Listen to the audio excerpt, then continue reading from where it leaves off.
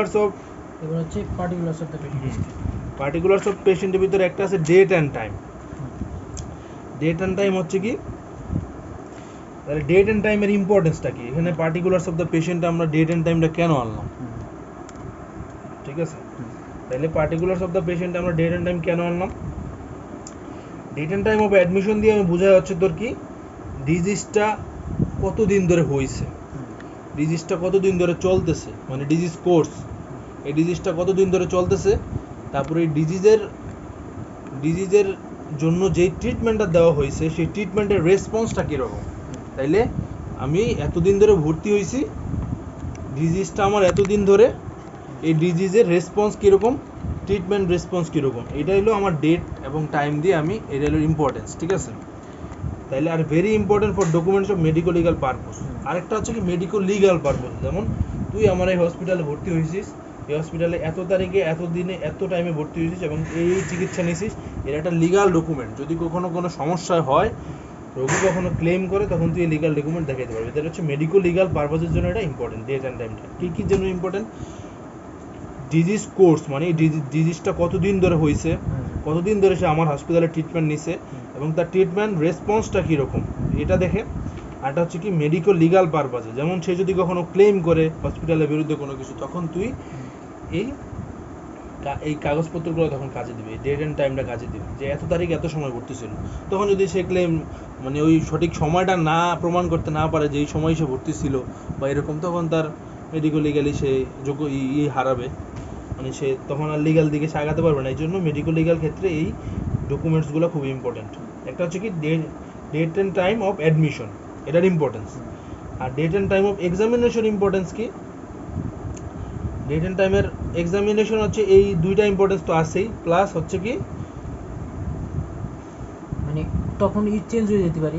Sign symptoms যদি ওই সময় করা হয় তাহলে সাইন সিমটমস এক পাওয়া যাবে, আর যদি ডেট অ্যান্ড এক্সামিনেশন যদি ইনিশিয়াল সিমটম আছে কিছু, যেমন তুই নিয়ে আসলি অ্যাপেন্ডিসাইটিসের ব্যথা নিয়ে আসছি, তুই যে এক্সামিনেশন কইরা সাথে সাথে যেটা পাবি, কিছুক্ষণ পর যদি ওষুধ দিস, তার কিন্তু সিমটম সাবসাইড করে যাবে। তখন তুই ইনিশিয়াল যেই সিমটমটা আছে, ইনিশিয়াল যেই সাইন সিমটমটা নিয়ে আসছে পেশেন্ট হাসপাতালে, এটা হচ্ছে তোর সিগনিফিকেন্স। এবং এই ইনিশিয়াল সাইন সিমটমের নিয়ে আসার পরে যেই ট্রিটমেন্ট দেওয়ার পরে যেই সাইন সিমটমের যে চেঞ্জ হয়েছে, ওইটাই হচ্ছে তোর কোরিলেশন করতে পারবি যে আমার এই সমস্যাটা নিয়ে আসছে এবং সে এই ম্যানেজমেন্ট পায় সে ভালো হয়েছে। তার মানে কি correlation between initial sign symptom and initial management, ঠিক আছে? তাহলে ইনিশিয়াল সাইন সিমটম এবং ম্যানেজমেন্ট সম্পর্কে তুই জানতে পারবি, কখন এক্সামিনেশন করা হয়েছে এবং কখন ট্রিটমেন্ট দেওয়া হয়েছে এবং সে কী ম্যানেজমেন্ট দেওয়া হয়েছে। তাইলে এইগুলো হচ্ছে তোর date and time of admission আর এক্সামিনেশন হচ্ছে কি তোর ইম্পর্টেন্স। তারপর হচ্ছে কি পাস্ট হিস্ট্রি।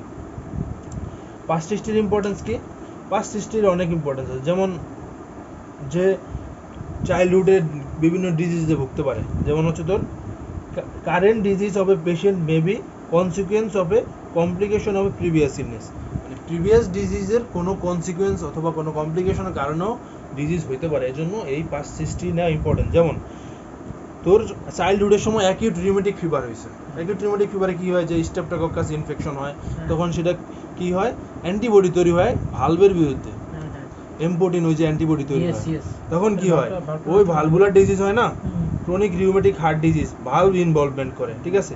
তখন হয় মাইট্রাল স্টেনোসিস। তাইলে এই মাইট্রাল স্টেনোসিস আসলে তুই সাথে সাথে নিবি যে তার কি পাস্ট হিস্ট্রিতে কখনো তার অ্যাকিউট রিউমেটিক ফিভার ছিল কি না। তাইলে এটা একটা ওয়ান অফ দ্য কজ এই ভালভুলার ডিজিজের। তাইলে চাইল্ডহুডের কোনো ডিজিজ বর্তমান কোনো ডিজিজের কারণ হয়ে দাঁড়াইতে পারে, অথবা আগের কোনো ডিজিজের কনসিকুয়েন্সে বর্তমান কোনো ডিজিজটা হইতে পারে। এই জন্য আমার পাস্ট হিস্ট্রি না ইম্পর্টেন্ট। যেমন হচ্ছে তোর এই অ্যাকিউট রিউমেটিক ফিভার, এটা হচ্ছে তোর ক্রনিক মানে হার্ট ডিজিজ করে, ভালভ ইনভলভমেন্ট করে মাইট্রাল স্টেনোসিস করে, ঠিক আছে? আর যদি কারো পালমোনারি টিউবারকুলোসিস থাকে, যেমন পূর্বে তার টিবি হয়েছে, টিবি হলে তার টিবিতে তো তোর এখানেই কি হয়েছে, লাংসে হচ্ছে তোর ইনফেকশন, লাংসে তো ইনফেকশন হয়েছে টিবি দিয়ে, লাংসে হচ্ছে তার কি হয়েছে, লাংস ইনভলভমেন্ট হয়ে ফাইব্রোসিস না, ধর লাংসে যে ইনভলভমেন্ট হয়েছে ওইটার কারণে পরবর্তীতে ফাইব্রোসিস হতে পারে, ঠিক আছে? ওই লাংসের যে তার যেই পোর্শনটা ইনভলভ হয়েছে ওইটার কারণে পরবর্তীতে সেই লাং ফাইব্রোসিস ডেভেলপ করতে পারে, ঠিক আছে? তাহলে এই পাস্ট হিস্ট্রি এই জন্য ইম্পর্টেন্ট। তারপর previous history of jaundice, previous যদি জন্ডিস যেমন হেপাটাইটিস অথবা অন্য কোনো হেপাটিক ডিজিজ থাকলে সেটা কি করতে পারে, কনসিকুয়েন্সে ক্রনিক লিভার ডিজিজ অথবা লিভার সিরোসিস হতে পারে। তাইলে এই লিভার সিরোসিসে আমার অবশ্যই কি করতে হবে, প্রিভিয়াস কোনো লিভার ডিজিজ আছে কিনা এগুলো দেখতে হবে। তাইলে এই প্রিভিয়াস লিভার ডিজিজের কনসিকুয়েন্স হিসেবেও এই সিরোসিস অথবা ক্রনিক লিভার ডিজিজটা হতে পারে। তাইলে এগুলাই, তাইলে এই প্রিভিয়াস কোনো ডিজিজ বর্তমান ডিজিজের কনসিকুয়েন্স অথবা প্রিভিয়াস কোনো ডিজিজের কারণে বর্তমান ডিজিজটা ডেভেলপ করার জন্য সহজ হতে পারে, সেই ক্ষেত্রে আমি পাস্ট হিস্ট্রিটা নেব এবং এটা আমার ইম্পর্টেন্ট। আর হচ্ছে ট্রিটমেন্ট পারপাস, যেমন প্রিভিয়াস যদি তার ধর একটা গাইনি পেশেন্ট আসছে, প্রিভিয়াস সিজারিয়ান সেকশন হয়েছে, তাইলে তার আমার পরবর্তীতে তার সিজারই ট্রাই করতে হবে। নর্মাল ডেলিভারি মোর লাইক কম হওয়ার সম্ভাবনা কম, অথবা তার প্রিভিয়াস কোনো সার্জারি হয়েছে, সার্জারিতে তো একবার এখন বর্তমান সার্জিক্যাল ফিটনেসটা আবার টেস্ট করতে হবে ভালো করে। তার একবার সার্জারি হয়েছে, তার তোর মাসেল উইক হয়ে গেছে, ওখানে একটা পেট কাটা মানে তার ওই অ্যাবডোমিনাল মাসেলগুলো উইক হয়ে যায়, পরবর্তীতে সার্জারি করতে গেলে আবার প্রবলেম হয়, ঠিক আছে? এই জন্যই তো 3বারে বেশি করে না হয়েছে। এই জন্য প্রিভিয়াস কোনো সার্জারি হয়েছে কিনা, ওই সার্জারিতে কোনো কমপ্লিকেশন ডেভেলপ করছে কিনা, এগুলো পাস্ট হিস্ট্রি জানা ইম্পর্টেন্ট ট্রিটমেন্ট পারপাসের জন্য, ঠিক আছে? তাহলে এই বুঝেছি এবার পাস্ট হিস্টরি কেন ইম্পর্টেন্ট। এবার হচ্ছে কি ড্রাগ হিস্টোরি। ওই ড্রাগ হিস্টোরি তো বললামই, কি ড্রাগ খায়, কি ড্রাগ নেয়, কি ড্রাগ খাইতো, বর্তমানে কি ড্রাগ খায়, এগুলোর সাথে আমি নতুন যে ড্রাগ দিব সেগুলোর কোনো কনসিকুয়েন্স আছে আছে কিনা, এটা কি বলে যে একটা ড্রাগের সাথে আরেকটা ড্রাগ কোনো রিয়াকশন হবে কিনা, ওই সব মিলাই আর কি। সে টিবি ড্রাগ খায় কিনা, লেপ্রোসি ড্রাগ খায় কিনা, তারপর হচ্ছে সে অ্যান্টিবায়োটিক লাস্ট অ্যান্টিবায়োটিক পাইছে কয়দিন হয়েছে, পাইলে আমি কোন অ্যান্টিবায়োটিকটা দিব, এই পুরো ড্রাগ হিস্ট্রি নিয়ে, কোনো ড্রাগে অ্যালার্জি আছে কিনা এগুলো নিয়ে ট্রিটমেন্ট শিডিউল আমি তৈরি করে, যে আমি তখন ঠিক করে যে না আমার এই ট্রিটমেন্ট দেওয়া লাগবে। ধর প্রিভিয়াস তার অ্যামোক্সাসিলিন অ্যালার্জি হয়েছে, আমি জানি না, সেপ্ট্রাকজন অ্যালার্জি হয়েছে আমি জানি না, আমি সেপ্ট্রাকজন দিয়ে দিলাম, তাইলে কি হবে, সে পুরো তার একবারই হয়ে যাবে না, অ্যালার্জিক রিয়াকশন তৈরি হবে না, পুরো বডি অ্যালার্জিক রিয়াকশন হয়ে পুরো ডিআইসি পর্যন্ত হয়ে যেতে পারে। তাইলে এই ড্রাগের এই হিস্ট্রিগুলো ইম্পর্টেন্ট। এই যেমন ধর একটা পেশেন্ট, রেনাল পেশেন্ট আসলে আমি একটা রেনাল পেশেন্ট সে হাইপার টেনশন নিয়ে আসছে, তাহলে তারা আমি তো ওই যেই ডায়াবেটিক্স পটাশিয়াম স্পেরিন ডায়াবেটিক্স তাকে আমি বলেও দিতে পারবো না। পটাশিয়াম স্পেরিন ডায়াবেটিক্স দিলেই সে তার কি হবে, শাট করে তার বেড়ে যাবে, ক্রিয়েটিনিনটা বেড়ে যাবে, কারণ পটাশিয়ামের কারণেই তো ক্রিয়েটিনিনটা মেনলি বাড়ে। আমার পটাশিয়ামটা কোথা থেকেই হয়, ক্রিয়েটিনিনটা পটাশিয়াম বডিতে ঢুকে গেলেই তো ক্রিয়েটিনিন কমে, তাইলে সে পটাশিয়াম বডিতে বেড়ে গেলে ক্রিয়েটিনিন বেড়ে যায়। তাহলে এই পটাশিয়ামটা রেনাল রোগের জন্য ক্ষেত্রে মেনটেন করা খুব ইম্পর্টেন্ট। আবার হচ্ছে সে ডায়াবেটিসের রোগী, সে ডায়াবেটিক ড্রাগ খায়, তাইলে তাকে আমি কম্বিনেশন আরেকটা ড্রাগ দেওয়ার জন্য আমি ভাবতে হবে, কারণ একটা ডায়াবেটিক অনেক ড্রাগ আছে যেগুলো হচ্ছে ডায়াবেটিক ড্রাগের কমায় দেয়, যে কি বলে ওটা সেফটি এফিকেসি আছে এগুলো কমায় দেয়, তখন আমি অন্য একটা ড্রাগ চুজ করব, ঠিক আছে? এরকম যেমন সে রেনাল পেশেন্ট হলে তার কি করতে হবে, ডোজ কমায় দিতে হবে। তারপর সে ডায়াবেটিক পেশেন্ট হলে তাকে সব প্রেশার ওষুধ আমি দিতে পারবো না, তাকে এআরবিটা হচ্ছে তার জন্য ইন্ডিকেটেড মেইনলি, তার জন্য রেনাল প্যাথোলজি থাকে। এই সব চিন্তা করি আমি ওষুধ, এই জন্য ড্রাগ হিস্ট্রি নেয় যে সে কি ওষুধ খাইতো, ওষুধ খাইলে তুই বুঝতে পারবি যে এই কারণে ওষুধটা খাচ্ছে, ঠিক আছে? তাহলে এই জন্য ড্রাগ হিস্ট্রিটা ইম্পর্টেন্ট। এবার হচ্ছে অকুপেশনাল হিস্ট্রি কি জন্য, এই যে দেখ exposure to the organic solvent, বিভিন্ন অর্গানিক সলভেন্টের যদি এক্সপোজার হয় তাহলে তার কি হতে পারে, কার্ডিয়াক অ্যারিথমিয়া, কার্ডিওমায়োপ্যাথি এগুলো পর্যন্ত হতে পারে। অর্গানিক সলভেন্ট বিভিন্ন কারখানার বিভিন্ন অর্গানিক জিনিসপত্র থাকে না, এইগুলোই আর কি, কার্ডিয়াক অ্যারিথমিয়া পর্যন্ত হতে পারে অনেক অর্গানিক সলভেন্টের কারণে। যেমন অ্যানিলিন ডাই ওয়ার্কার্স, এই অ্যানিলিন ডাই যারা নাড়াচাড়া করে, অ্যানিলিন ডাই ইউজ করে যেসব কারখানায়, ওই কারখানা ওদের হচ্ছে কি ইউরোলিথিয়াল টিউমার হওয়ার সম্ভাবনা বেশি। তারপর হচ্ছে কি এই দেখ ভাইব্রেটিং মেশিন টুল মানে হচ্ছে মেশিনারির কারখানা যারা কাজ করে তাদের রেনাউট ফেনোমেনন হতে পারে, রেনাউট ডিজিজ হতে পারে। যেমন হচ্ছে রেনাউট ডিজিজটা কি, এটা হচ্ছে একটা জয়েন্টের ডিজিজ। এটা হচ্ছে এটা মেইনলি হচ্ছে একটা ডিজিজ, কি বলে ওটারে, ফুল এক্সপোজারে যদি হাত যদি খুশি হয়ে যায় ওটা তো ফ্রস্ট বাইট, ওটা তো রিনোটস ফেনোমেনন। রেনাউট ফেনোমেনন। হ্যাঁ, তাইলে এটা হচ্ছে তোর একটা ওই যে এসএলই টাইপের ডিজিজ, কানেকটিভ টিস্যু ডিজিজ। তাহলে এই ভাইব্রেটিং মেশিন টুলসের ক্ষেত্রে রেনাউট ফেনোমেনন হতে পারে। তারপর হচ্ছে কোল্ড এক্সপোজার হলে কি হতে পারে, অ্যানজাইনা আর হচ্ছে রেনাউটস ডিজিজ হতে পারে। ঠিক আছে, রেনাউটস ফেনোমেনন আর রেনাউট ডিজিজ এক না হইতে। আর ডিপ সি যারা করে, এই যে প্যাথোলজিতে পড়ছিস না, ডিপ সি ডাইভিং করলে কি হয়, ওই যে কানে একবার কানে পর্দা ফেটে যেতে পারে। ডিপ সি ডাইভিং করলে তাদের এয়ার এম্বোলিজম পর্যন্ত হতে পারে। হ্যাঁ, সেটা হইতে পারে। ঠিক আছে, কিন্তু এয়ার এম্বোলিজম হয়ে rupture of the tympanic membrane হতে পারে। হ্যাঁ, rupture of the tympanic membrane হতে পারে। ডিপ সি ডাইভিং এ কি হয়, প্রেসার কমে যায় না, হঠাৎ করে যখন প্রেসার কমে যাবে তখন তোর কি হবে, এয়ার এম্বোলিজম হয়ে যাবে। ঠিক আছে, এয়ার এম্বোলিজম হয়ে তখন জয়েন্টে কি হয়, প্রচন্ড পেইন হয় জয়েন্টে। এটা একটা আছে, এটা একটা টার্ম ছিল, কি জানি এটা টার্ম ছিল, মনে আছে টার্মটা কি বলে? কোনটা? এই যে ডিপ সি ডাইভিং এর ক্ষেত্রে যাদের এই ডিজিজটা হয়, deep sea diving air embolism হয়, তখন এই টার্মটা কি বলা হয়? প্যাথোলজিতে পড়ছিলাম আমরা। প্যাথোলজি না, আমি না ইএনটি জুড়ে তুই কইছিস টিম্পানিক মেমব্রেন রাপচার, এটা হইতে পারে। ওইটা ছাড়া আরেকটা আছে। আচ্ছা থাক, ওটা জিজ্ঞাসা করবে না ডিপ সি ডাইভিং। তাইলে এই হঠাৎ করে প্রেসারটা কমে যায়। ঠিক আছে, প্রেসারটা কমে যাওয়ার কারণে এয়ার এম্বোলিজম হয়। এয়ারের প্রেসারটা হঠাৎ করে কমে যায়, তখন এয়ার এম্বোলিজমটা হয়। ঠিক আছে, এই জন্য যারা ডিপ সি ডাইভার তাদের হচ্ছে কি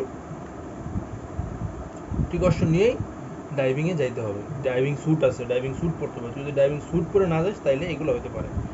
ঠিক আছে, তারপর শিপইয়ার্ড কনস্ট্রাকশন, তাদের ওই যে পালমোনারি ফাইব্রোসিস, লাং ম্যালিগনেন্সি, কোল মাইনার যারা কয়লার খনিতে কাজ করে তাদের ওই যে লাং ফাইব্রোসিস, সিওপিডি, এগুলো হতে পারে। সেক্সুয়াল ওয়ার্কার যারা ওই যে এইচআইভি, তাইলে অর্গানিক সলভেন্টে কি হয়, cardiac arrhythmia, cardiomyopathy. Aniline die যারা ওয়ার্কার তাদের হচ্ছে কি হয়, ইউরোলিথিয়াল টিউমার, ইউরোথেলিয়াল টিউমার। ঠিক আছে, এটা ভাইব্রেটিং মেশিন টুলস যারা ইউজ করে তাদের তো rupture of the tympanic membrane হতে পারে। তো এই জায়গা যা লেখছে তাই করে। কিন্তু রেনাউটস ফেনোমেনন এর সাথে কোল্ড এক্সপোজারে অ্যানজাইনা কেন হয়? কারণ শীতকালে এমনিই সবারই হয়, ভেসোকনস্ট্রিকশন হয়। ভেসোকনস্ট্রিকশন হার্টের রোগী যারা তাদের এমনিই তো আরো অ্যানজাইনা হয়ে যাবে।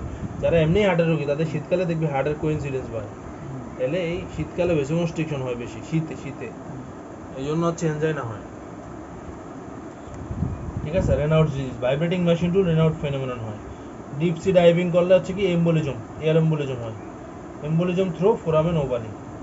শিপইয়ার্ড কনস্ট্রাকশন ওয়ার্কার যারা আছে, অ্যাসবেস্টস ওয়ার্কার, এগুলোর পালমোনারি ফাইব্রোসিস, লাং ম্যালিগনেন্সি। কয়লা খনিতে কাজ করলে pulmonary fibrosis, COPD. Sexual worker, HIV. তাইলে এই কারণে হচ্ছে তোর অকুপেশনাল হিস্ট্রিটা ইম্পর্টেন্ট। অকুপেশনাল হিস্ট্রি এই কারণে ইম্পর্টেন্ট। তারপর হচ্ছে personal history. Coal mine workers এটা হচ্ছে সিওপিডি, আর হচ্ছে শিপইয়ার্ড ওয়ার্কার্স এটা হচ্ছে লাং ফাইব্রোসিস। লাং ফাইব্রোসিস দুটো দিয়ে কোল মাইন ওয়ার্কার্স এর হয়,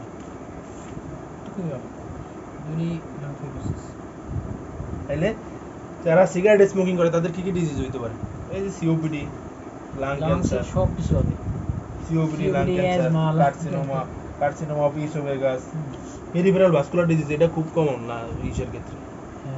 পেরিফেরাল ভাস্কুলার ডিজিজ এক নাম্বার কজ, হ্যাঁ, পেরিফেরাল ভাস্কুলার ডিজিজের এক number cause smoking, one of the most cause, এক number cause, one and only cause. Peripheral vascular disease, carcinoma of oesophagus, bladder cancer. তারপর হচ্ছে মায়ের আই স্মোকিং করলে কি হয়, ওই যে বাচ্চার ম্যালফরমেশন হতে পারে, হ্যাঁ, ওই যে fetal malformation, IUGR, intrauterine growth retardation. IUD হতে পারে, না আইইউডি না, আইইউজিআর হতে পারে। ঠিক আছে, বাচ্চার অ্যাজমা হওয়ার সম্ভাবনা আছে, মর্টালিটি রেট বেড়ে যায়, নিউনেটাল মর্টালিটি রেট বেড়ে যায়, এগুলাই। ঠিক আছে, এরপর আছে ফ্যামিলি হিস্ট্রি। ফ্যামিলি হিস্ট্রি কেন ইম্পর্টেন্স? ঠিক আছে, তাহলে ফ্যামিলি হিস্ট্রি কি কি disease? Hypertension, diabetes, ischemic heart disease, তারপর হচ্ছে স্ট্রোক, তারপর হচ্ছে থ্যালাসেমিয়া, হিমোফিলিয়া। ঠিক আছে? এই জন্য আমার ভালো লাগতেছে যে তারপর হচ্ছে এই যে বুঝতেছিস বোঝা যাচ্ছে। এই যে কোলোরেক্টাল ক্যান্সার, যে কোনো ক্যান্সার যাদের থাকে, ক্যান্সারের হিস্ট্রি যদি থাকে, ঠিক আছে, আইবিডি, আইবিএস, আইবিডির হিস্ট্রি থাকলে অবশ্যই এটা ফ্যামিলিয়াল হিস্ট্রি। আইবিডি, আইবিডি, হ্যাঁ, ক্রনিক ডিজিজ, আলসারেটিভ কোলাইটিস, এটা ফ্যামিলি হিস্ট্রি খুবই কম, খুবই ইম্পর্টেন্ট আইবিডির। আইবিডি, আইবিডি তারপরে যে কোনো connective tissue disorder, SLE, rheumatoid arthritis, যে কোনো connective tissue disorder family history থাকবে, যে কোনো জেনেটিক ডিসঅর্ডার ফ্যামিলি হিস্ট্রি থাকবে, বুঝিস নাই? তাহলে এই ডিজিজের ক্ষেত্রে ফ্যামিলি হিস্ট্রি ইম্পর্টেন্ট।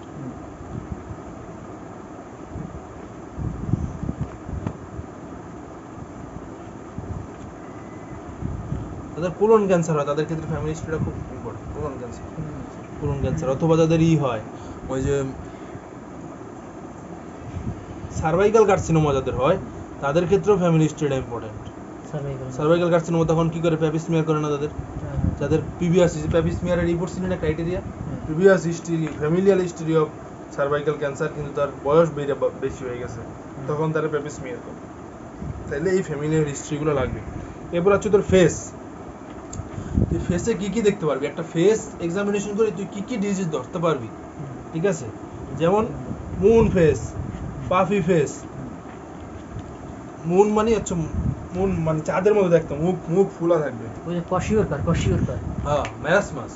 না, মুন ফেস কশিওরকার। ম্যারাসমাস আর কশিওর করা হয়। আর ম্যারাসমাস হচ্ছে যে ক্যাকেক্সিয়া, সেই, ঠিক আছে? পোর লাইক পোর ফেস। তাহলে মুন ফেসটা মেনলি হয় কুশিং সিনড্রোমে। তাহলে কুশিং সিনড্রোমটা কি?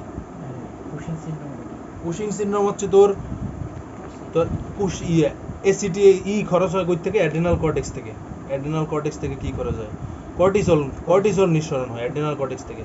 ধর তুই অ্যাড্রিনাল কর্টেক্স কোনো কারণে হয়ে গেছে, মানে ড্যামেজ হয়েছে, অথবা অ্যাড্রিনাল কর্টেক্সে কোনো টিউমার হয়েছে, তখন কি হয়? কর্টিসলটা বেড়ে যায়। এই কর্টিসলটা বেড়ে গেলে তখন সেটার বলা হয় কুশিং সিনড্রোম, ঠিক আছে? কর্টিসল সেক্রেশন যদি বেড়ে যায় তখন এই এই এই স্টেরয়েড না কর্টিসল একটা, তাহলে এই ফিচারগুলো moon face, puffy face, cushingoid face, এইগুলো হচ্ছে তোর কর্টিসল বেড়ে গেলে, তাই তো? কর্টিসল বেড়ে গেলে এগুলো হয়, ঠিক আছে? কর্টিসল বেড়ে যায় যদি অ্যাড্রিনাল কর্টেক্সের কোনো টিউমার অথবা কোনো প্যাথোলজি হয়, তখন কর্টিসলটা বেড়ে যায়, এটাকে বলা হয় কুশিং সিনড্রোম। আরেকটা আছে কুশিং ডিজিজ। কুশিং ডিজিজটা কি? কুশিং ডিজিজ হচ্ছে আমাদের এই কর্টিসলটা ক্ষরণ হয় কই থেকে? কর্টিসলটা মেইনলি ক্ষরণ হয় হচ্ছে তোর এর প্রধান স্টিমুলেশন হচ্ছে তোর অ্যান্টেরিয়র পিটুইটারি থেকে, ঠিক আছে? কর্টিসল রিলিজিং হরমোন নিঃসরিত হয় অ্যান্টেরিয়র পিটুইটারির, আবার কি বলে ওটা, হাইপোথ্যালামাস আছে, হাইপোথ্যালামো পিটুইটারি ট্র্যাক্ট থেকে তোর কর্টিসল রিলিজিং হরমোন নিঃসরিত হয়। ওখান থেকে অ্যান্টেরিয়র পিটুইটারিতে আইসা এই কর্টিসল স্টিমুলেশন দেয়, ওই স্টিমুলেশন থেকে অ্যাড্রিনাল কর্টেক্স থেকে কর্টিসল তৈরি হয়। তো যদি আমার অ্যান্টেরিয়র পিটুইটারিতেই কোনো প্যাথোলজি হয়, সেক্ষেত্রে আমার কি হবে? ওইটারে বলা হয় কুশিং সিনড্রোম। যদি মেইন জায়গার থেকে, মানে আমার অ্যাড্রিনাল কর্টেক্স ভালো আছে, বাট আমার অ্যান্টেরিয়র পিটুইটারি সমস্যার কারণে যদি আমার এসিটিএইচও বেড়ে যায়, কর্টিসলও বেড়ে যায়, তখন কি হবে? সেটা হচ্ছে কুশিং ডিজিজ। আর এটা হচ্ছে প্রাইমারি, মানে সেকেন্ডারি ডিজিজ। আর আর কুশিং সিনড্রোমটা কি? যদি তোর অ্যাড্রিনাল কর্টেক্সে সমস্যা হয়, এটা সামনে পাবি, দেখবি কুশিং সিনড্রোম, কুশিং ডিজিজ খুব আসে। এই দুটো জিনিস, মানে কুশিং সিনড্রোমটা আসে, এই দুটো জিনিস আমি তোর পার্থক্য করে দিলাম। এটা ভাইবার কোশ্চেন। কুশিং সিনড্রোম শুধু অ্যাড্রিনাল কর্টেক্স।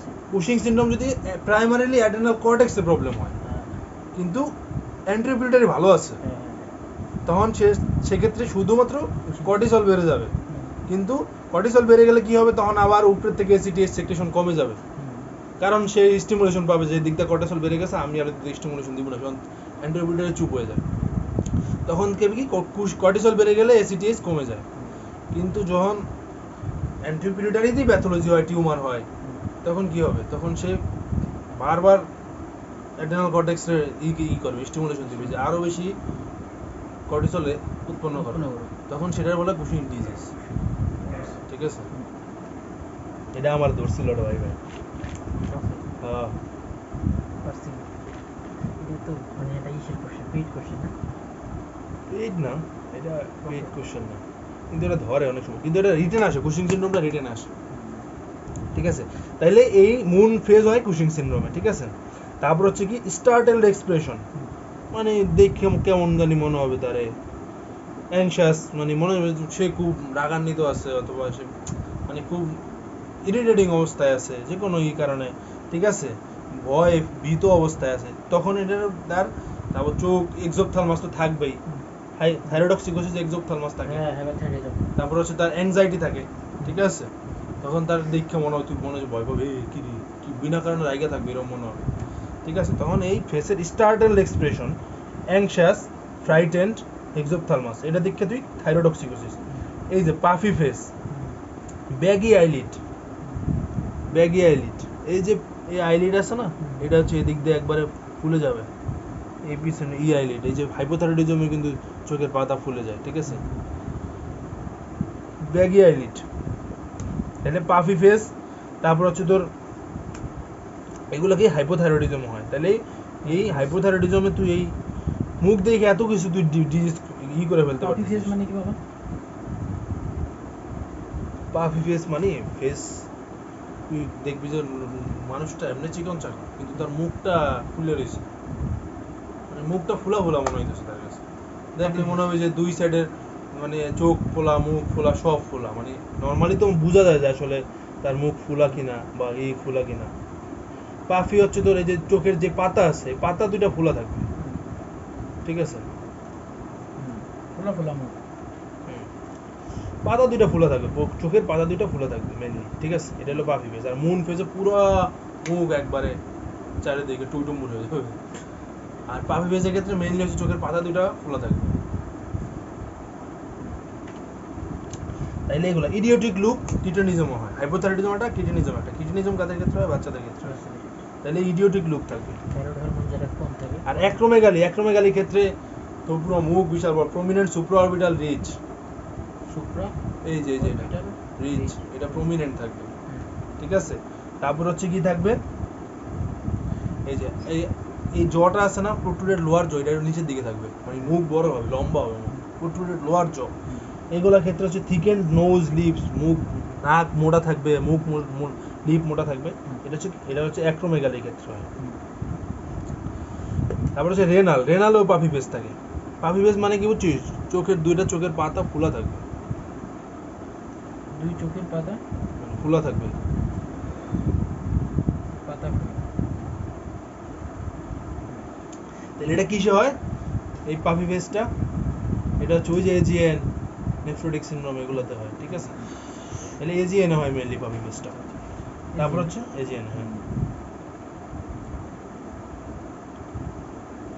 তারপর হচ্ছে যে প্রোটিন এনার্জি ম্যানিটেশন, এই যে ম্যারাসমাস কশিয়ার পর, বুঝছিস? Face old looking face. ম্যারাসমাসে হয় কি old man wise monkey face, মানে একবারে চুপ হয়ে গেছে। আর ওটা হলো ই ফেস। তারপর নার্ভাস সিস্টেমে কি এক্সপ্রেশনলেস ফেস, ওই যে আমাদের স্যার মুজাফফর স্যার, তার ফেসে কোনো এক্সপ্রেশন আছে দেখিস? না না না, তাহলে এক্সপ্রেশনলেস ফেস কি পার্কিনসন ডিজিজ অথবা ডিপ্রেশন। সে রাগলেও বোঝা যায় না, অনেক সময় সে রাগলেও বোঝা যায় না, কারণ তার ফেসে কোনো এক্সপ্রেশন কি মানে হাসতে জানে না, আসতে জানবে কেমনে? মানে তার এটা এক্সপ্রেশনলেস ফেস, তার এটাই তো ডিজিজ। আর facial asymmetry, originally parkinsonism. Facial asymmetry কি, নাহলে সে যে রাগী লোক ছিল বেটা, তারা দেখে ওই যে গায়নির প্রফেসর দুধ দেয় এখন তা ওই অবস্থা, বাচ্চার মতো দুধ দিছে। হ্যাঁ, পুঁই শাক বানছে, পুঁই শাক বানছে, কে তুই খাবি আবার? পুঁই শাক রান্না করছে। পুঁই শাক খাবি? দুপুরে পুঁই শাক খাইস নাই? রাত্রে রান্না না, আসেই নেই গেল রাত্রিবেলা আইসি তো, খাইছে। তুই দেখছিস? হ্যাঁ, আমি ওই যে রান্না করছি ওদের রাত্রের জন্য। আমার দুটো ওই যে বাসটা না কেন? তোদেরটা কি দুপুরবেলা একবার রান্না করছে? রান্নাই তো নাই, খেলার বইলে গেলাম তো খেলা আমি গোসল করে আসি, কিন্তু আমাকে কি জানছে এরা কেমন করে? আমরা কই গেলাম আমাকে কিছুই জানতে না, আমরা বললাম খেলা খালি পয়সা কেমন দুপুরবেলা। আমাদের জন্য তো রান্নার কথা। তো নিচে তো মাছ ছিল, মাছই রান্না খেয়ে যেত, উপরে তো মাছ ছিল। পাবদা মাছ ছিল, বোয়াল মাছ ছিল, এগুলো একটা রান্না করে তো এগুলো দেবে।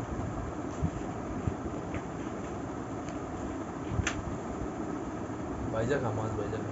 না ওটা ভালো ভালো দেখুন এগুলো আসবে না এগুলো আলা কইয়ে গেলে খালি তোমার গুলো কি আমো উইডে করি আমি গোসল করি আই তোমার গুলো রান দিতে ফোন দিছিলি কি তোরাই? আর বেটা খালা আইছে আসছে না কে তোমার গুলো এগুলো এই জন্য এদের মাঝে মাঝে টুই দেওয়া লাগে। খালা বলে খালা আমরা কি খাবো আমরা তো কাল করে খাই না তো বাড়িতে খাইতে পারি না পাঁচবার বুঝাই না ভাই এই আইতেছে যাইয়ে শুধু আসো এই রাত্রে আইসে রান্ধেন তোদের তো কিছু দেখলাম না আমি রাঁধছে। আমি তো সব খুঁজলাম, এসে দেখলাম শাক পাইছি, খালি শাক। গরু কি নিছে হ্যাঁ এই যে গরু নিছি। তুই ছিলি না বাসা ছিলাম ওই যে আমি হাঁটার মধ্যে যদি আমি তো বাইরে গেছিলাম সেই সময় সে যদি মাইরে দেয় তখন তো খোলা আসছিল খালায় কখন আইছে তা আমি জানি না। নাকি তোমরা দুপুরে রান দিয়ে গেছে না না না, আমি ফোন দিয়েছিলাম খালায়। কখন ফোন দিয়েছিলাম আমি 7:30টার দিকে, সন্ধ্যা 7:30 8টার দিকে, সন্ধ্যা 8টার দিকে। আচ্ছা এই সময় তো মুখ বাসায় রান্না করতিস, তুই কি 8টা বাজে বাসায় ছিলি? না হ্যাঁ, না তাইলে হয়তো বা পায় নাই তো। আমি আসছি হচ্ছে তো পায় নাই, নিচে তো মাছ মুছ আছে, এটাই তো রান্না করতে 8:30 9টায় না খাওয়ার সাথে তো মাছ খাওয়া। মাছ আমি 14 নম্বরে গেছিলাম কিছুই তো নাই খাওয়া খাইতে খাইতে খাইতে 8:30 9টা হচ্ছে এমন খাইছিস কিছু? এই তো অলরেডি খেয়ে বেরিয়েছে তাহলে 8:30 থেকে 9টার মধ্যে তাহলে কত বাজবে 7টার দিকে খাইছিস? 7টা 7:30 7:30টায় ধর রওনা দিছি আমরা তো খাওয়া শেষ হ্যাঁ বড় নাকি আমরা তো ওই তো 7:30টায় তাইলে রওনা দিছি। আর কি। আর 7টা আমি তাইলে খালা খালা পায় নাই তো করে। মাগরিবের নামাজ পড়ে বেরিয়েছি মাইগ্রেন নামাজ 7টায় দেন না এবার বলছি আর 7টার নামাজ পড়ে তারপরে নামাজ পড়ে গল্প গুজব করছি পরে রওনা দিছি 7:30টাতে নামাজ তুই পড়ে যদি শিওর হোস তাহলে সমস্যা নাই কিন্তু আমার কাছে মনে হয় 7:30টায় আমরা রওনা দিছি নাহলে পাবো না কেন খালা এসে পায় নাই তো করে। নামাজের আগে রেডি হয়ে রইছি আজানের পরে এই দুধ দিছি দেখ এবার হচ্ছে কি, তাইলে এর হচ্ছে তোর তারপর হচ্ছে কি কার্ডিওভাস্কুলার।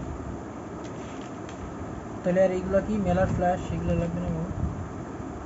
হ্যাঁ কাটে হ্যাঁ রাইট রাইট মেলার ফ্লাশে কি হয়, মাইট্রাল স্টেনোসিসের ক্ষেত্রে মেলার ফ্লাশ হয়। এটি কি মেলার ফ্ল্যাশটা কি এই যে লাল হয়ে যায় আর কি, মেলার ফ্ল্যাশ পিঙ্কিশ এ তোর আম করে মনে রাখিয়েছি। কোথায় ফ্রিজে ফ্রিজ দিন খুঁজে পেলাম না ফ্রিজে না, বাইরে রাখছি।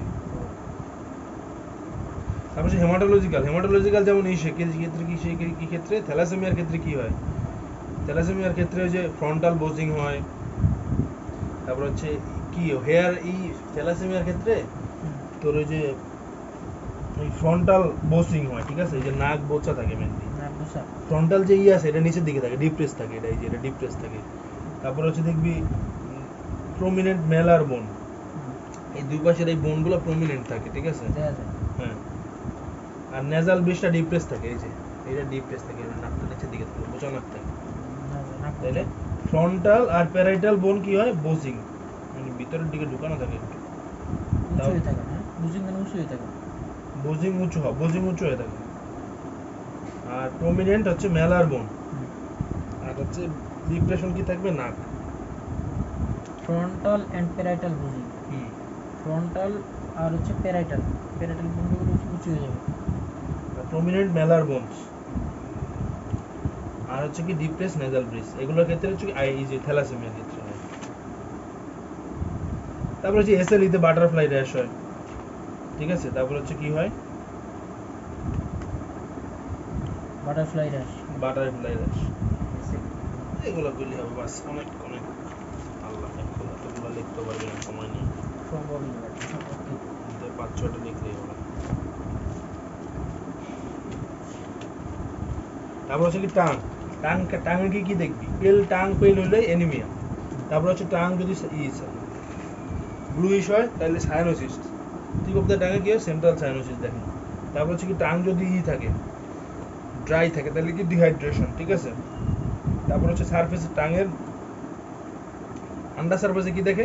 জন্ডিস দেখে। হুম। তারপর হচ্ছে টাঙের এই যে টাং যদি কোটেড টাং থাকে, জন্ডিস। আর টাং কোটেড যদি থাকে তাহলে সেটা কি? টাইফয়েড ফিভার, এন্টেরিক ফিভার, ঠিক আছে? তারপর হচ্ছে লিউকোপ্লাকি হতে পারে, টাং সাদা হয়ে যেতে পারে, একবারে যে কোনো জায়গায় সাদা হয়ে থাকতে পারে, এটা বলে লিউকোপ্লাকি, ঠিক আছে? টাং স্মুথ হয়ে যেতে পারে, প্যাপিলাগুলো আছে না, হুম। প্যাপিলাগুলো মানে প্রমিনেন্ট না হয়ে টাং স্মুথ হয়ে যেতে পারে। তখন কি এটা কি ক্ষেত্রে হয়? এটা মানে আয়রন ডেফিসিয়েন্সি এনিমিয়ার ক্ষেত্রে হয়, টাং স্মুথ হয়ে যায়, ঠিক আছে? টাং। হ্যাঁ, টাংটা স্মুথ হয়ে যায়। তারপরে আরো অনেক কিছু, টাং বড় হয়ে গেলে এটা কি বলে? ম্যাক্রোগ্লোসিয়া। টাং ছোট থাকলে সেটা কি বলে? মাইক্রোগ্লোসিয়া, ঠিক আছে? তারপর হচ্ছে কই পেয়েছিস এগুলো? এই যে 8 নম্বর 9 নম্বরে ম্যাক্রোগ্লোসিয়া, মাইক্রোগ্লোসিয়া, ঠিক আছে? তারপর হচ্ছে জিওগ্রাফি টাং। জিওগ্রাফিক্যাল টাং হচ্ছে কি? রেড রিং থাকবে, লাল লাল রিং এর মতো থাকবে, ঠিক আছে? আর লাইন থাকবে, দেখে মনে হবে যে এটা কোনো দেশের মানচিত্র কিনা। টাং দেখে এরকম মনে হবে, ঠিক আছে? একবার এরকমই আসলে দেখে মনে হয় এটা কোনো দেশের মানচিত্র, টাং দেখে। এটা কেন হয়? এটা হচ্ছে ভিটামিন B2 ডেফিসিয়েন্সি, রিবোফ্লাভিন ডেফিসিয়েন্সির কারণে, ঠিক আছে? তাহলে টাং দেখে এই ডিজিজগুলো তুই করতে পারবি।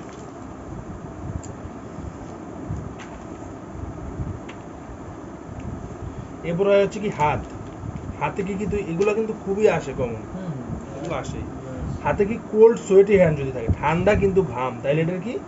Anxiety. Cold sweaty hand, anxiety, ঠিক আছে? হাইপোভোলেমিক শক, এই দুইটার ক্ষেত্রে হয় কোল্ড সোয়েটি হ্যান্ড। শকের ক্ষেত্রে হয় আর অ্যাংজাইটির ক্ষেত্রে হয় cold clammy skin. Cold sweaty hand. আর হট সোয়েটি হ্যান্ড কি? Hyperthyroidism। হাইপারথাইরয়েডিজমের ক্ষেত্রে হয়।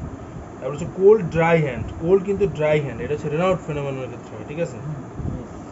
তারপর হচ্ছে লার্জ ফ্লেশ থাকলে, যে অ্যাক্রোমেগালি বুঝছিলাম না, লার্জ ফ্লেশ, অ্যাক্রোমেগালি মানে বিশাল বড় হবে, বিশাল দেহি। এই যে dry coarse skin, dry coarse skin. এটা হাইপোথাইরয়েডিজমের ক্ষেত্রে হয়। অথবা অনেক দিন ধরে পানির ছানা হইলে এরকম হাত এরকম ড্রাই হয়ে যেতে পারে, ঠিক আছে? তারপর হচ্ছে delayed relaxation of the grip, মানে গ্রিপ মানে কি? যেভাবে ধরা, এটা যদি দেরিতে ধরে, মানে গ্রিপ ঠিক মতো করতে না পারে, মানে ডিলেড রিল্যাক্সেশন মানে গ্রিপটা রিল্যাক্স হবে, তো এরকম করলি তখন আস্তে আস্তে রিল্যাক্স হবে, মানে একবারে হবে না। এটা হলো যে ক্ষেত্রে মায়োটনিক ডিস্ট্রফি। কি এই রোগটা কি? এটা হচ্ছে ওই যে ইসের পড়ছি না আমরা, কি বলে এটি, এই যে, আরে ওই রোগটার নাম জানি কি? পঙ্গু হয়ে যায়। পঙ্গু হয়ে যায়। হুম, কি বলে? টিটেনাস। টিটানাস না, এটা কি জানি না, আমার মায়োটনিক ডিস্ট্রফি, এটা জানি কি? ম্যাস্থেনিয়া গ্রাভিস। না, এগুলো তো- মাইস্থেনিয়া গ্রাভিস না। মায়োটনিক গ্রাভিস জিনিসটা, মায়োটনিক ডিস্ট্রফি জিনিসটা কি? রিল্যাক্সেশন অফ দ্য গ্রিপ, মানে delayed relaxation of the grip হয়। এটা হলো মায়োটনিক। মায়োটনিক ডিস্ট্রফির ক্ষেত্রে হয় এটা, Dystrophy। ঠিক আছে? এটা একটা ডিজিজটা, এটা সামনে তো পড়বি, এগুলো আমি জাস্ট মনে রাখ, আচ্ছা আচ্ছা। সামনে তো এগুলো আসবে। তারপর হচ্ছে কি? ডিফর্ম ফিঙ্গারে যদি হয়, ওই যে রিনাউড আর্থ্রাইটিস, রিউমেটয়েড আর্থ্রাইটিস কি হয়? ওই যে হাত মোটা হয়ে যায়, জয়েন্ট কি হয়? ফুলে যায়, তখন ডিফর্মিটির মনে হয়, ট্রমা হইলে, ঠিক আছে? এগুলোর ক্ষেত্রে তাহলে cold sweaty hand, hot sweaty hand, cold dry hand, তারপর হচ্ছে তো large fleshy sweaty hand, dry coarse skin, এগুলো হাত দেখে এই ডিজিজ তুই তোর করতে পারবি, তোর কি বলে এটা ডায়াগনোসিস করতে পারবি। এরপর আর হচ্ছে কি? এই যে এগুলো, এটাই 5 ইম্পর্টেন্স এক্সামিনেশন, এগুলোই দেখলি, ঠিক আছে? চিনি না। এটা হলো মেনলি মোটর নিউরন একটা ডিজিজেস, ঠিক আছে? এই যে এটা মায়োটনিক ডিস্ট্রফি, এই যে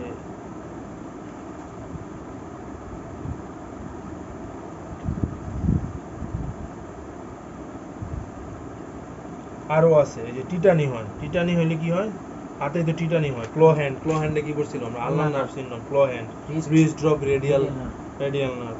তারপর হচ্ছে যে কার্পাল স্পাজম, টিটানি ক্ষেত্রে হয় কার্পাল স্পাজম, ঠিক আছে? পামে দেখবি প্যালোর হইলে কি? এনিমিয়া। তারপর হচ্ছে জিওলোইস হলে কি? জন্ডিস। তারপর হচ্ছে এই যে ইরাইদেমা, পামার ইরাইদেমা যদি থাকে, পাম অতিরিক্ত লাল হয়ে আছে, পামার ইরাইদেমা, তখন সেটা কি? এই যে ক্রনিক লিভার ডিজিজের ক্ষেত্রে হয় পামার ইরাইদেমা, ঠিক আছে? সিঙ্গেল পামার কিসের ক্ষেত্রে? ডাউন সিনড্রোম হয়, ঠিক আছে? ট্রেমর কিসের ক্ষেত্রে হয়? ফাইন ট্রেমর হয় অ্যাংজাইটির ক্ষেত্রে। রেস্টিং ট্রেমর হয় পার্কিং ডিজিজের ক্ষেত্রে, পার্কিনসন ডিজিজে, ঠিক আছে? ফাইন টোর জিনিসটা কি? ফাইন ট্রেমর, রেস্ট্রিক্ট ট্রেমর, এগুলো সব পড়বি সামনে, আচ্ছা, আচ্ছা। কোনো সমস্যা নেই। তুই জাস্ট আমার মনে রাখ ফাইন ট্রেমর কি, রেস্টিং ট্রেমর কি, সব পড়বি। যখন তুই নিউরোলজি পড়বি তখন এই ফাইন ট্রেমর, রেস্টিং ট্রেমর সব পড়তে পারবি, সমস্যা নেই।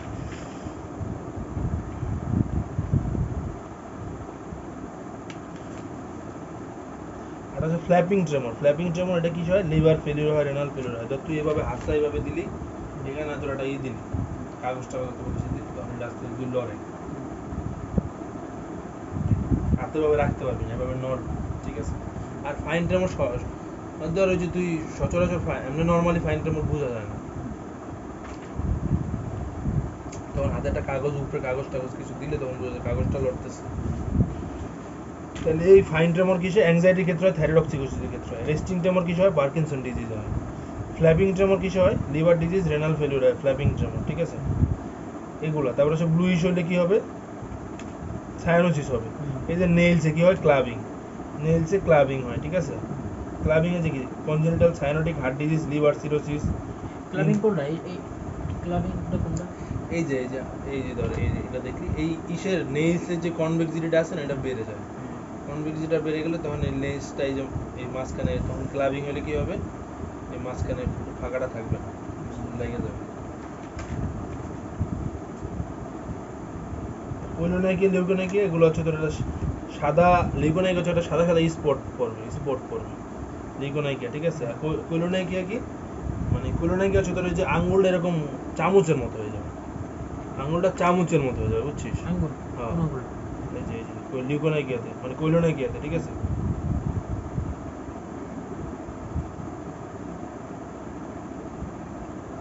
তাহলে কোইলোনাইকিয়া কিসের ক্ষেত্রে হয়? আয়রন ডেফিসিয়েন্সি অ্যানিমিয়াতে হয়। আর ক্লাবিং এর ক্ষেত্রে কি হয়? যেমন সিরোসিস অফ দ্য লিভার, তারপরে সায়ানোটিক হার্ট ডিজিজ, এগুলোর ক্ষেত্রে হচ্ছে ক্লাবিং। আর লিউকোনাইকিয়া কিসের ক্ষেত্রে হয়? যে chronic lung disease, chronic liver disease, CLD, ঠিক আছে? লিউকোনিকেল। আর আর ক্লাবিংটা হয় কিসের জন্য? ক্লাবিংটা হচ্ছে তোর ওই যে ইসের জন্য হয়, ওই লিভার সিরোসিসের জন্য হয়। তারপর হচ্ছে যে লাং ডিজিজ, যে কোনো ইন্টারস্টিশিয়াল লাং ডিজিজের জন্য মেইনলি ক্লাবিং ক্লাবিংটা আর হয়। লিউকোনিকে কি একই? না না, এক না। ক্লাবিংটা কি এটা? ক্লাবিং কনভেক্সিটিটা বেড়ে যায়, নেইলসের কনভেক্সিটিটা বেড়ে যায় ক্লাবিং এ। আর এটা তো কনকেভ হয়ে যায়, নেইল এই যে চামচের মতো হয়ে যায়।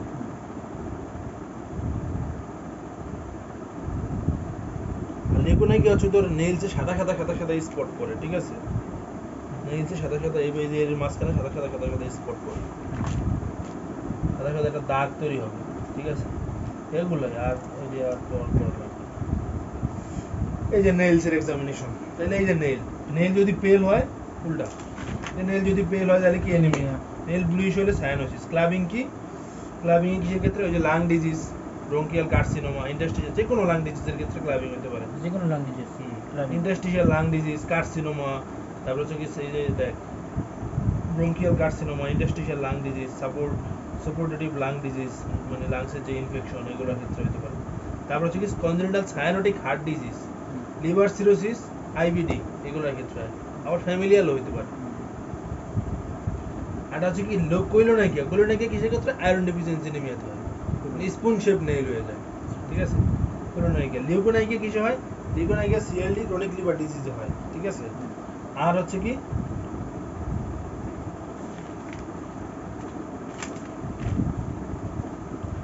এই যে অনাইকোমাইকোসিস সোরিয়াসিস হয়। আর আমার এই জিনিসটা মনে আছে, আমার ম্যাডাম দেখাইতে বলছে কি ক্লাবিং দেখাতে দেখাইছি, পজিটিভ না নেগেটিভ? আমি বলছি ম্যাডাম পজিটিভ। ক্যান্সার হইছে। আমি তো ভাবছি পজিটিভই বলবো, নেগেটিভ কেন বলবো? একটা ভাইবা দিছিলাম। যাই হোক, এই হচ্ছে এক্সামিনেশন অফ দ্য নেইল। আর এই যে কি স্প্লিন্টার হেমোরেজ হয়, ঠিক আছে? স্প্লিন্টার হেমোরেজ যে এরকম ফোটা ফোটা বড় বড় হয়, হেমোরেজের মধ্যে স্পট করে যায়, এই নেইলসের ভিতরে দেখা যায়। তখন এটা কি হয়? সাবেগুড ব্যাকটেরিয়াল এন্ডোকার্ডাইটিস হয়, ঠিক আছে? এই করা কইতে পারলেই হবে, আর তেমন কিছু লাগবে না। 5টা করে দিয়ে দিত, তাই না? না, ফার্স্টটা লাগলে অনেক মার্কস কত? এক না, 2 থেকে 3। এগুলা এরপর হচ্ছে সায়ানোসিসের কজ। সায়ানোসিসের কজ কি কি আছে দেখ। সায়ানোসিসের 5টা কজ। একটা আছে কি কনজেনিটাল সায়ানোটিক হার্ট ডিজিজ। দেখুন ওই যে তোর বিয়ে আর ওই যে বাইকনার ব্লুইশ হয়ে গেছিল দেখছিলি, ওটাই কিন্তু সায়ানোসিস। কারণ তার ওই হার্ট ডিজিজের কারণে ব্লুইশ হয়ে গেছিল। তাহলে কনজেনিটাল সায়ানোটিক হার্ট ডিজিজ, ঠিক আছে। এটা হচ্ছে কার্ডিওজেনিক শক, কার্ডিওজেনিক শকে।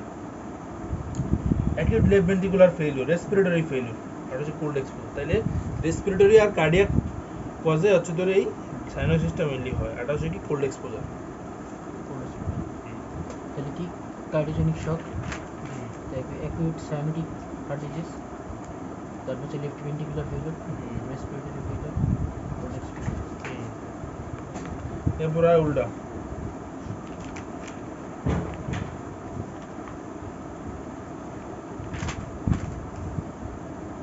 এরপরে আছে পালস 14-20টায়।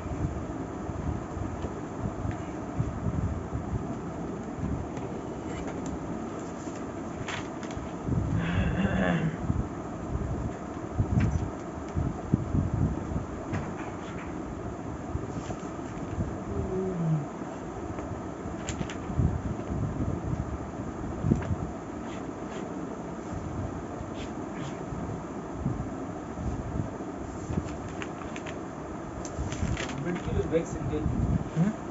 ভ্যাকসিন সব মেডিকেলের একসাথে দেবে? না কিছু মেডিকেলে আছে যে পরীক্ষার আগের দিন, পরীক্ষার পরের দিন, তারপরের দিন। আমাদের আগে দিচ্ছে ও মানে এটা কি শুধু মার্কসের জন্য? শুধু মার্কস। তারা যাবে হচ্ছে মুদ্রা। ও এটা বাদ করে দিয়েছে।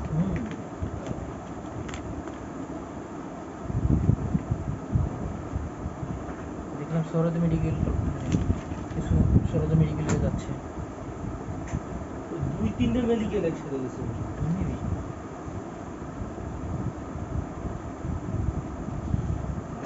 সংক্রমণ অনেক হারে বাড়তেছে। আজকে 82 জন মারা গেছে। আমাদের এই ঢাকা ইউনিভার্সিটির আর জমা দিয়ে আসা উচিত তাড়াতাড়ি।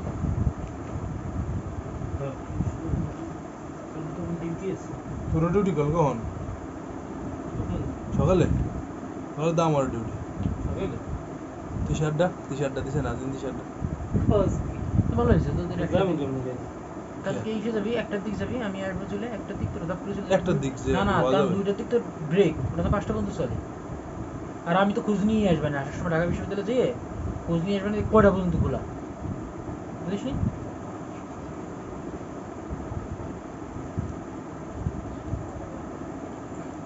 কালকে তাহলে আমরা এমনি যাবি কখনো বাস দিয়ে? কালকে হুন্ডা তো আসতেছি আমি, একটার মধ্যে চলে আসতেছি। এগুলোকে তুই লয়ে যা, যে জমা দিয়েছ। হ্যাঁ দে দে, তারপরে ওরাই দিয়ে জমা। তা আমারে দে, দিয়ে আয়, সমস্যা কি? আমি দিয়ে আসতে পারবো না, সানাউল্লাহ আমি তো যাচ্ছি। দিয়ে আয়, সমস্যা কি? তো very কয় নম্বর good। রুমে? কয় নম্বর? 309 নাম্বার। ও তো চেনে, ও ভালো করে চেনে। 309 নম্বর রুম চিনিস? Register building. ঠিক আছে। রেজিস্টার বিল্ডিং রেজিস্টার বিল্ডিং চেনে ও। চিনিস না? 309 নম্বর। 309 নাম্বার রুম। তাইলে ওরে দিয়ে দিলি তো। ওই বিসি ভিসি না, ও ওই দে। আর বেশি না। রেজিস্টার। কোনটা? ভিসি বুঝ কি রেজিস্টার? আচ্ছা সমস্যা নাই, জিজ্ঞেস করে নিয়ে যাবে। রেজিস্টার বিল্ডিং যেটা, রেজিস্টার বিল্ডিং। ওটাই বিসি আর প্রশাসনিক ভবন না, ওইটাই রেজিস্টার। 309, তাই তো? আমি যে জমা দিব না নিলে বাহালুল হক হাইডে বয় না? হ্যাঁ হ্যাঁ, তো ঠিক আছে, ওইটাই প্রশাসনিক ভবন। ওটাই বিসি বসাই যাবে। ওটাই ভিসি বসে? হ্যাঁ ও বিসি ওইটাই। ও না, ও হেলায় যখন বয় খেতে বাহালুল হক 3 তলায়। হে 3 তলা ভাই। বিসিরা তো প্রত্যেকদিন অফিসে আসে। তারা বিসি প্রবিসি মামা বিসি সম্মানিত, ঠিক আছে, তো তারা তো মানে ওই বিশ্ববিদ্যালয়ের জন্যই সম্মানিত, তারা তো দেশের এমপি মন্ত্রী না। মামা এর মধ্যে তো কম না তাদের। অবশ্যই তাদের সম্মান বেশি, তাদের সবাই স্যার বলে ডাকে, একজন যে বিসি, কিন্তু তাদের তো এত কাজ না এমপি মন্ত্রীদের মতো, বুঝিস নি? তারা ওই বিশ্ববিদ্যালয়ে কাজ করবে, আচ্ছা, বিশ্ববিদ্যালয়ে যদি ঠিকমতো না এবার আছে কি পালস? বিসি না। পালসে তুই কি কি আর ওটা দেখবি? কাগজ উঠেই দিতে হবে তোরে। দে দে সব দে। কি? আর ওই যে ওই কাগজ উঠানো হয় না, ওই কাগজ উঠে দিতে হবে। কারণ আমি তো নটার মধ্যে আমার যাইতে হবে, সকালে এখনই যাই নিয়ে যেতে, যেটা উঠে দেওয়া লাগবে। আমি যেহেতু যাই, তোদের তো যাওয়া লাগতেছে না, তো কষ্ট করবি কেন? 4-3 মিনিট এলে তোর এক কাজ করবো, হুম, তোর আছে না কি হোয়াটসঅ্যাপ?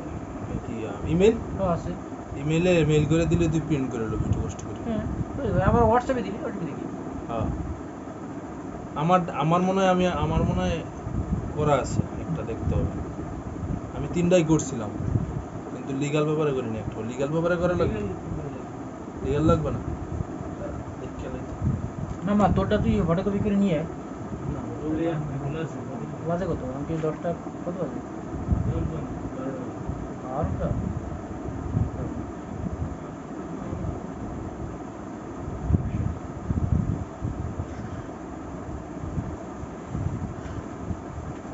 দেখি কোনটা।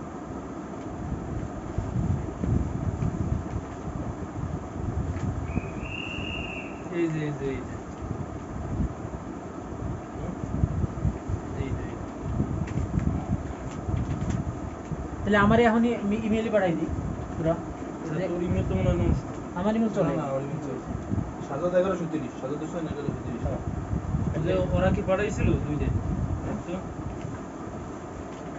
ওরা ওরা তো দুটো পাঠাইতে কই নেই লাস্ট। আরে আমি তো শুরুতেই কইছি, দেখ তাহলে কইতেছি এই যে ওই পেজটা। এটা আবার সাইন দিয়ে দিবে না? এইটা কিন্তু সাইন দিয়ে দিয়ে দেবে, এইটা এটা sign নিয়ে দিয়ে যাবে, এটা সাইন দিয়ে নিয়ে যাবে। বলছে এটা সারা সপ্তাহে তো হেডি আর দিয়ে দিই, দুইটা পেপার প্রিন্ট মারা আছে।